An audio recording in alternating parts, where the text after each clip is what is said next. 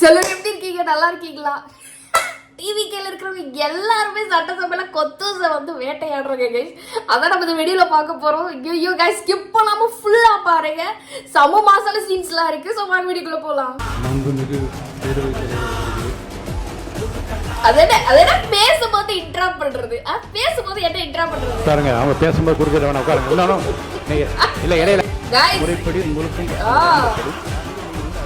அப்ப நீங்க வந்து பேசுங்க. அது என்ன பேசும்போது இன்டராப்ட் பண்றது? அப்ப அவ்வளவுதான். நெக்ஸ்ட் டைம்ல அப்படிலாம் பண்ணாதீங்க. அண்ணன் பார்வையை பார்த்தீங்கல்ல, கண்ணை எவரு எரிச்சு விட்டுறாரு கண்ணிலேயே.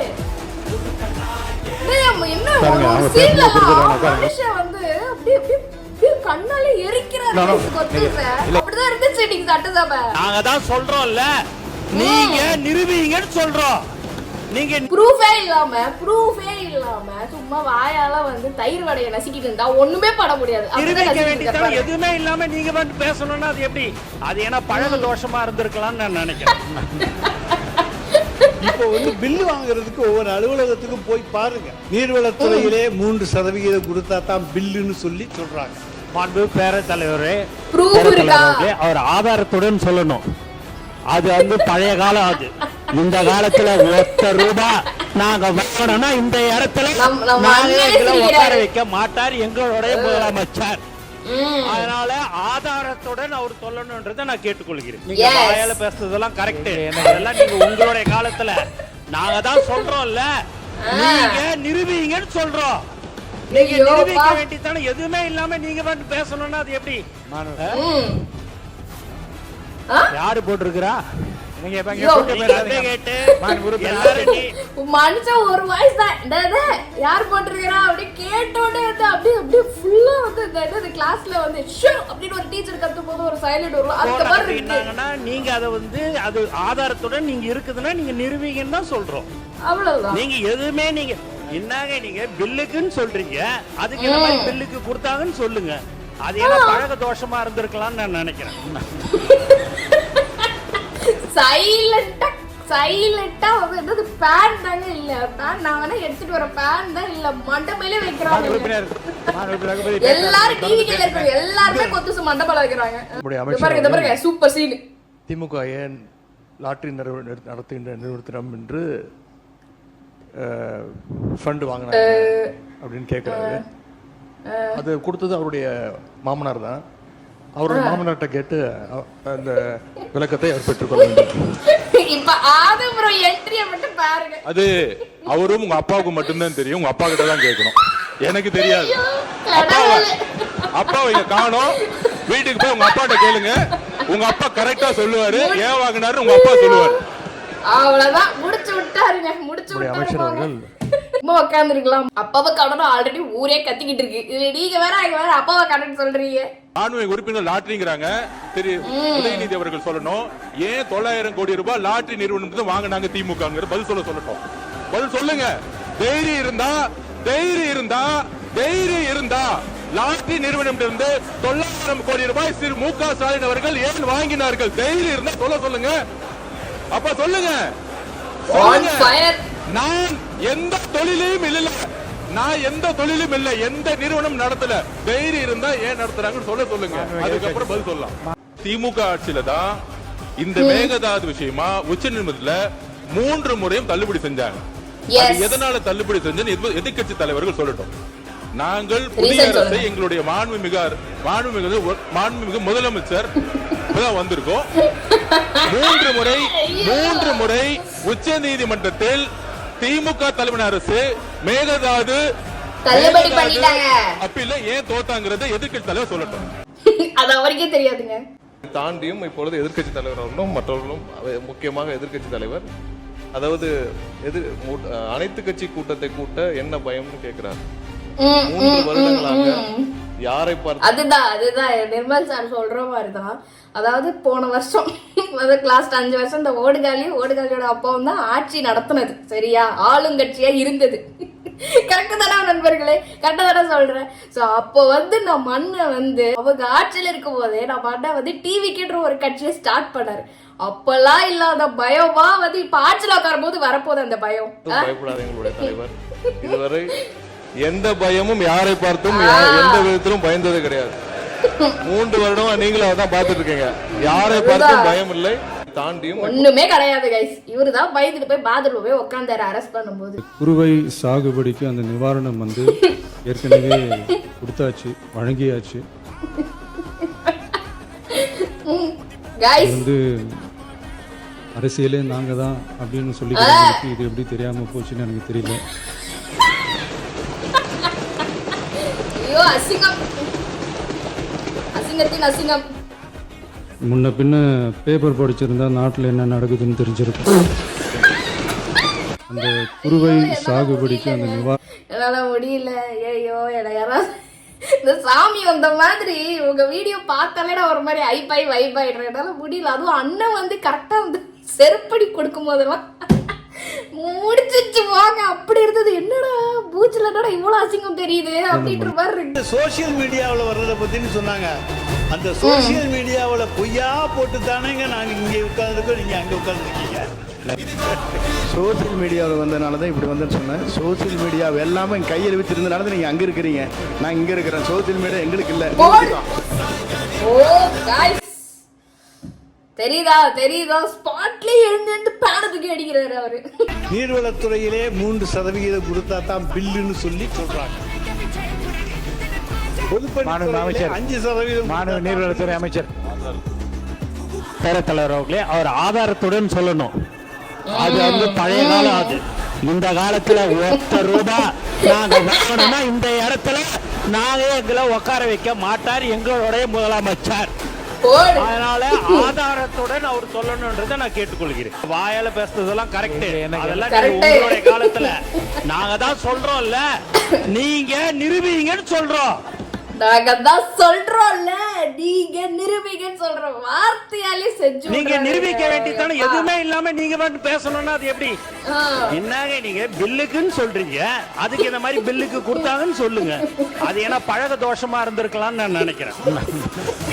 ஐயோ வெச்சு செய்யறாங்க. இந்த அரசு ஒரு புது டெக்னிக்கை ரெகுலராக ஃபாலோ பண்ணிட்டு வராங்க. எதையாவது ஒன்று செய்யறதுக்கு முன்னாடி அந்த செய்தி இவங்களே லீக் பண்ணிடுறாங்க. உடனே அதற்கு எதிர்ப்பு பலமாக இருந்தால் உடனே ஒரு யூடியூன் சொல்றேன். தேவையற்ற பிரச்சனை திருப்பும் நான் சொல்லுகிறேன். மாண்பு எதிர்க்கட்சி தலைவர்கள் தாங்கள் குறிப்பிட்டதை மறந்து ஒவ்வொன்றாக அவர்கள் பேசிக் கொண்டிருப்பது என்பது மரபின் அடிப்படையில் சரியாக இல்லை. என்று சொன்னால் இல்லை, முக்கியமான பிரச்சனை என்ற முறையிலே தான் அவர்களுக்கு இவ்வளவு நேரம் பேச அனுமதித்தார்கள். மீண்டும் அதையே திருப்பி நம்முடைய எதிர்க்கட்சி தலைவர்கள் ஒரு அரசியல் ரீதியாக பேசி வருவது சரியாக இருக்காது. அந்த நேரத்தில் மட்டும்தான் சின்ன குழந்தைங்க போய் அங்க போய் குறுக்கால புகுந்து அவங்களுக்கு வந்து எந்த திட்டமும் தெரியல. இந்த சோசியல் மீடியாவில் பொய்யா போட்டு தானேங்க நாங்க இங்க உட்கார்ந்துருக்கோம், நீங்க அங்க உட்கார்ந்து. சோசியல் மீடியா எல்லாமே கையில் வச்சிருந்தனால நீங்க அங்க இருக்கிறீங்க, நான் இங்க இருக்கிறேன். சோசியல் மீடியா எங்களுக்கு இல்லை. பார்வையை மட்டும் பாருங்க. நீ தானே அது அப்படின்ற மாதிரி வந்து பாக்குற பார்வையே இருக்கு பாருங்க, வேற மாதிரி இருக்கு. அண்ணு வந்து பெருசாலாம் பேசல, அந்த பேசுறதெல்லாம் பெரிய இம்பாக்டா இருந்தது கைஸ். ஸோ வந்து அப்படியே கதறாங்க கைஸ். நீங்களே அதை பார்த்துருப்பீங்க. என்னோட வீடியோலயே வந்து ப்ரமோஷன் பண்ணி இவங்களோட கட்சி வீடியோ போட்டுக்கிட்டு இருந்தாங்க. அப்போ வந்து சோசியல் மீடியா யார்கிட்ட இருந்தது நீங்களே சொல்லுங்க. அவர் சத்தமாக பேசலாம், சட்டத்தை குறித்து கூட பேசலாம், ஆனால் உண்மைக்கு புறமானதை பேசாமல் கொஞ்சம் உண்மையை பேசினால் நன்றாக இருக்கும் என்பது எங்களுடைய கோரிக்கை. அண்ணனுடைய பேச்சு என்பது ஆரம்பம் முதலே ஆக்கப்பூர்வமான ஆலோசனைகளையோ விமர்சனங்களையோ வைத்தால் அதை ஏற்றுக்கொள்ளக்கூடிய மனநிலையில் தான் எங்கள் வெற்றி தலைவர் தமிழக வெற்றி கழகத்தை வளர்த்திருக்கிறார் என்பதை இந்த மாமன்றத்தில் கூறி, உண்மைக்கு புறமான ஏதேனும் ஒரு செய்தியை அவர் சொல்கிற பொழுது அதை அந்த இடத்திலேயே சுட்டி காட்டுவோம். நீங்கள் சொன்னதை போல எப்போதுமே நாங்கள் உரிமைக்கு குரல் கொடுப்போம், உறவுக்கு கை கொடுப்போம் என்பதை மீண்டும் அந்த உறுப்பினர்களுக்கு உங்கள் மூலமாக தெரியப்படுத்திக் கொள்கிறேன். நன்றி. அவர் மைண்ட்ல யோசிக்கிறாரு, பசங்க செம்மையா தீயா பேசுறானுங்க அப்படின்ட்டு. ஒன்று, கையில் இருக்கிற அந்த குறிப்புகளை எடுத்து அதை வைத்து பேசுவது. 2, இதயத்திலிருந்து பேசுவது. இந்த 2 வகையான பேச்சுகளையும் இந்த மதிப்பிற்குரிய மாமன்றம் பார்த்திருக்கிறது. 3வதாக ஒரு பேச்சு இருக்கிறது. அது வாதங்களை எல்லாம் எடுத்து வைத்து ஆக்கப்பூர்வமாக பேசாமல் ஒரு விதண்டாவாதமாக பேசுவது. அண்ணனுடைய பேச்சு என்பது ஆரம்பம் முதலே ஆக்கப்பூர்வமான ஆலோசனைகளையோ விமர்சனங்களையோ வைத்தால் அதை ஏற்றுக்கொள்ளக்கூடிய மனநிலையில் தான் எங்கள் வெற்றி தலைவர் தமிழக வெற்றி கழகத்தை வளர்த்திருக்கிறார் என்பதை இந்த மாமன்றத்தில் கூறி, அதே சமயம் உண்மைக்கு புறம்பான ஏதேனும் ஒரு செய்தியை அவர் சொல்கிற பொழுது அதை அந்த இடத்திலேயே சுட்டி காட்டுவோம். நீங்கள் சொன்னதை போல நாங்கள் உரிமைக்கு குரல் கொடுப்போம், உறவுக்கு கை கொடுப்போம் என்பதை மீண்டும் அந்த உறுப்பினர்களுக்கு உங்கள் மூலமாக தெரியப்படுத்திக் கொள்கிறேன். நன்றி. அதுதான் இந்த கொத்தோசுங்க ஆக்கப்பூர்வமா என்னைக்குமே பேசுறதுக்கு சட்டசபையில இருந்து நீக்கிறோம், இந்த வார்த்தையை நாங்க நீக்கிறோம், அமைதியா இருங்க அப்படின்னு உட்காரத்துக்கு மட்டும் அவங்க வாங்கி அடிக்கிறாங்களே தவிர்த்து மற்றபடி வேலிடா என்ன பாயிண்ட் வச்சாங்க? கரெக்ட் தானே? பகை நாடுகளை பேசி தீர்க்க பார்க்குறாங்க, பக்கத்து மாநிலத்தோட பேசி பார்த்தா என்னன்னு நினச்சேன். ஒருவேளை அந்த அட்டம்ப்டில் ஒரு அவமானம் நேர்ந்தா என்ன செய்யன்னு சில பேர் கேட்டாங்க. அப்படி நடந்தா தமிழ்நாட்டு மக்களுக்காக அதையும் தாங்க தயாராக தான் இருக்கேன். காய்ஸ் சீரியஸா சொல்றேன், அவர் போய் பேசணும், ஆனா சம் இஷ்யூனால பேச முடியாம போயிடுச்சு. பட் போய் பேசும்போது அந்த மாதிரி அவமானப்படுத்துற மாதிரி ஏதாவது இருந்ததுன்னா வார் என்னங்க வார் அதோட வேற மாதிரியான ஒரு வார் நம்ம இங்க பார்ப்போம். ஸோ வந்து அடிக்க போறதில்ல, எதுவுமே பட போறதில்ல. பட் தமிழ்நாடு மக்களுக்கு தெரியும் என்ன பண்ணணும் அப்படின்றது. ஸோ கைஸ், கர்நாடகா பீப்புள்ஸ்க்கே தெரியும் விஜயனை தொட்டா என்ன ஆகும், அவமானப்படுத்தினா என்ன ஆகும் அப்படின்னு சொல்லிட்டு எல்லாருக்குமே தெரியும். ஸோ கர்நாடக சிஎம்க்கு தெரியாமையா போயிட போகுது. ஸோ அங்கே இருக்கிற ஒரு சில பேர் வந்து இந்த மாதிரி போராட்டம், இந்த மாதிரி தமிழ்நாடுக்கு தண்ணி விடக்கூடாது அப்படின்னு சொல்லிட்டு எல்லாரும் பேசிட்டு இருக்கும் மத்தியில் அண்ணன் சொன்ன அந்த ஒரு வார்த்தை தான், என்னை பிடிச்ச கோடி பேர் வெளியே இருக்காண்டா. அந்த டயலாக் மட்டும் யாருமே மறக்க முடியாது. அது டயலாக் மட்டும் கிடையாது, அது நிஜமான ஒரு வார்த்தையும் கூட. இங்க எப்படி தமிழ்நாட்டுல உங்களை எல்லாருக்கும் பிடிக்குதோ அதே மாதிரி கர்நாடகாக்கும் உங்களை எல்லாருக்குமே பிடிக்கும். ஏற்படுதுன்னா நாங்களும் சும்மா இருக்க மாட்டோம், அங்க இருக்கிற மக்களும் சும்மா இருக்க மாட்டாங்க. எதுக்கு இது சொல்றாருன்னு எனக்கு தெரியலையே.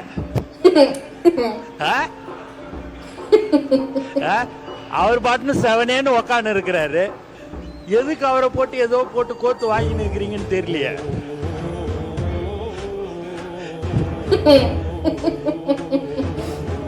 ஐயோ பயம் தெரியுது, கண்ணுல பயம் தெரியுது. வடச்சடை முடுக்கு போயிட்டாரு. அதுதான் இவர் வந்து எதுக்கு வந்து பேசினாரு அப்படின்னே தெரியல கைஸ். இவர் வந்து ஏதோ அவங்க குழந்தைங்களுக்கு வந்து விஜய் மாமாவை பிடிக்குமா, அதாவது விஜய் மாமாவுக்கு ஒன்றும் தெரியாதான், அதனால வந்து நீ எதுவும் கேள்வி கேட்காதப்பா. இதுக்கும் அதுக்கும் சட்டசபைக்கு சம்மந்தமே கிடையாது. உங்களுக்கு தான் எல்லாம் தெரிஞ்சது தானே. ஏன் போன ஆட்சியில் ஏன் ஒன்றும் பிடுங்கல? அந்த குழந்தை கேட்டிருக்கோம், கண்டிப்பா கேட்டிருக்கோம், விவரம் தெரிஞ்சா கண்டிப்பா கேட்டிருக்கோம். அந்த குழந்தை கேட்டுச்சா இல்ல இந்த குழந்தை கேட்டுச்சான்றது நிஜமாவே தெரிஞ்சிருக்கும்.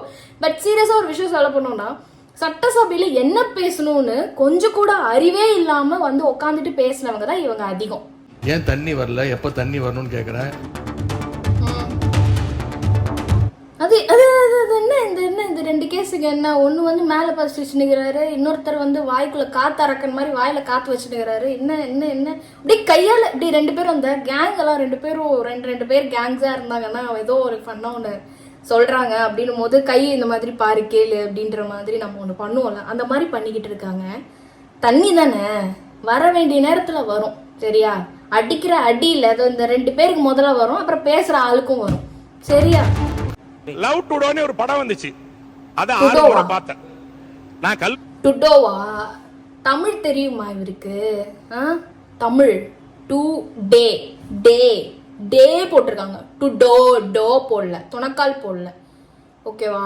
டே. அது கல்லூரியில் படிக்கின்ற காலத்திலே உங்களுடைய முதல்வர் படத்தை 6 முறை நான் படம் பார்த்திருக்கிறேன். நானும் ஒரு ஐயோ கடவுளே, எனக்கு ஒரு டயலாக் தான் ஞாபகம் இருக்கும். பொண்டாட்டி உன செருபால் அடிச்ச கதையெல்லாம் கேட்டுட்டு இல்லை, என்ன கதையோ அதை மட்டும் சொல்லு அப்படின்ற மாதிரி தான் இருக்கு. என்ன உங்களுக்கு விவாதமோ அதை வைங்க, தேவையில்லாதது எதுக்கு இந்த கதை பேசுறாருன்னு எனக்கு ஒன்றும் புரியல. அதுவும் தப்பு தப்பா சொல்லிட்டு கிடக்குறாரு. உறுப்பினர் பேசிய அந்த வார்த்தை அவைக்குறிப்பிலிருந்து நீக்கப்பட வேண்டும். அடுத்ததாக சீரியஸா ஒரு விஷயம், அவர் இங்க தேவையில்லாமல் அவையில் நிறைய விஷயங்களை பேசியிருக்காரு. அதாவது அவர் சீட்டு வாங்குவதற்கு எங்களுடைய பொதுப்பணித்துறை அமைச்சர் உதவி, அதுபோல பெரும்பாலும் எங்களுடைய பொதுப்பணித்துறை அமைச்சருடைய உதவியுடன் பெரும்பாலும் அங்கே திமுகவினர் இன்று சீட்டு வாங்கி ஜெயிச்சிருக்கிறார்கள். அதற்கு எங்களுடைய வாழ்த்துக்களை தெரிவித்துக் கொள்கிறோம். அதை பற்றியெல்லாம் அவையில் தேவையில்லாமல் பேச வேண்டாம். ஓ பிச்சை எடுத்துதான் ஜெயிச்சுட்டு லவ் டு டோன்றீங்களா? ஓ மை காட், வேற லெவல் போங்க. Report suggests that Sangeeta has decided to withdraw her divorce petition.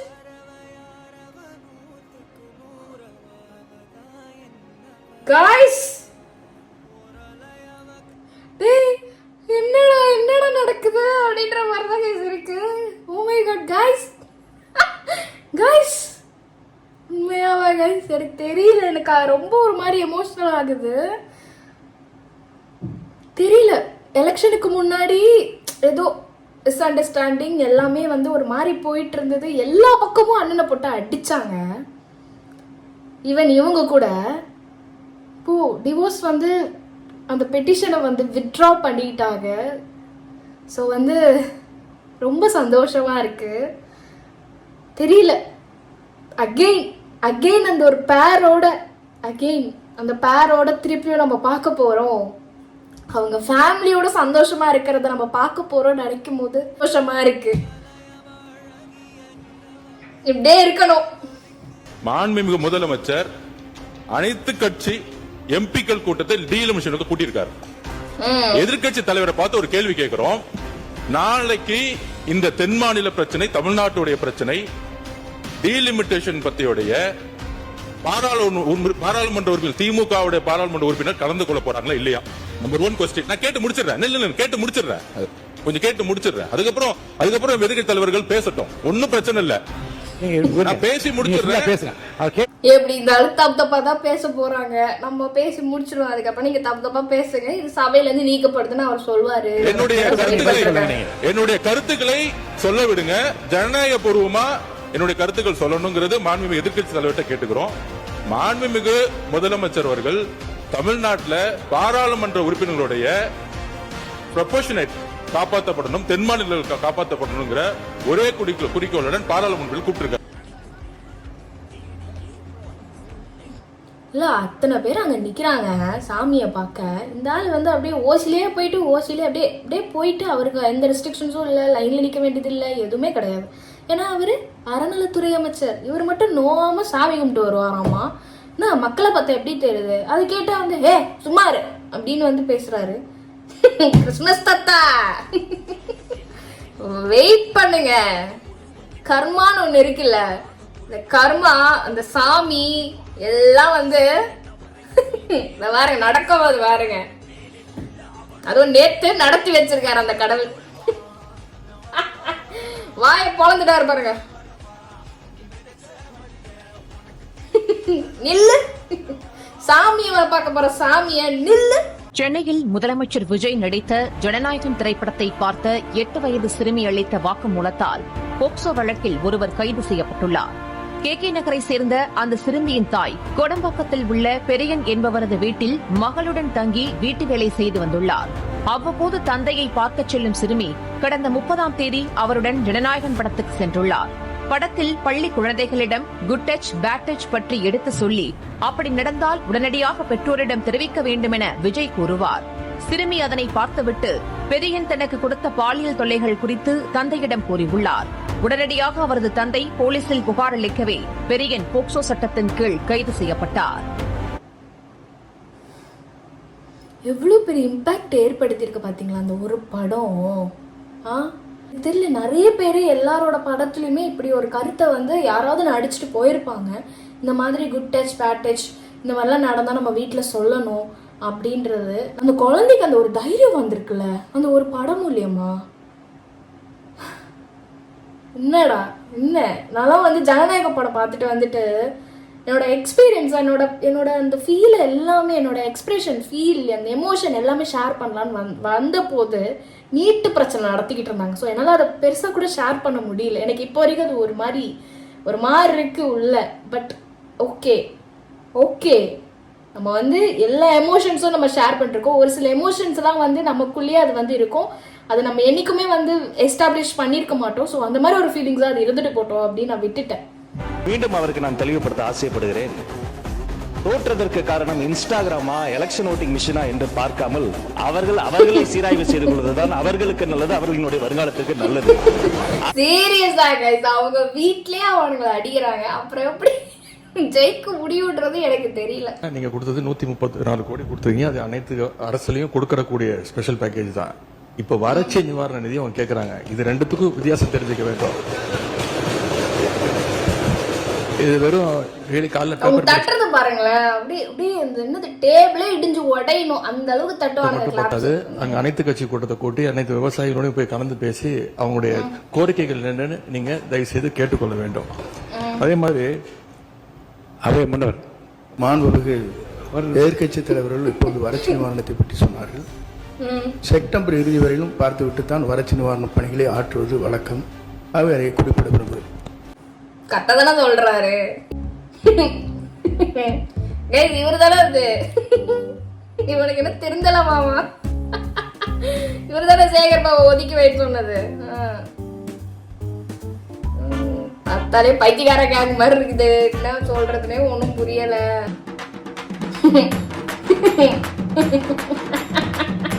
அப்படியே இருக்கியா, 10 வருஷம் பக்காவா இருக்கியா. ஐயோ, அந்த ஃபேஸ் ரியாக்ஷன், அந்த ஃபேஸ் எல்லாமே அப்படியே தான் இருக்குது.